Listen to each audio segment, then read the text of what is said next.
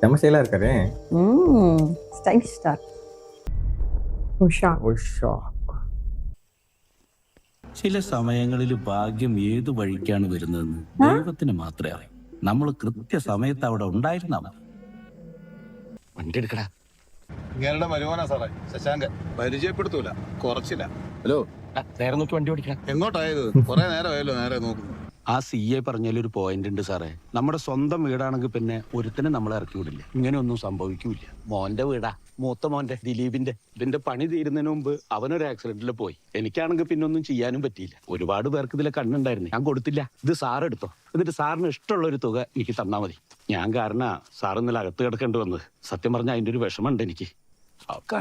നിങ്ങൾ മാത്രം തീരുമാനിച്ചാൽ മതിയോ? പിന്നെ ആര് തീരുമാനിക്കണം? എന്റെ പുരയിടാനത്, എന്റെ പേരിലത്. മക്കളോടൊന്നും ചോദിക്കേണ്ടത്. എനിക്കൊരു പന്നനോടും ചോദിക്കേണ്ട ആവശ്യമില്ല. അവർക്ക് വേണ്ടൊക്കെ ഞാൻ കൊടുത്തിട്ടുണ്ട്.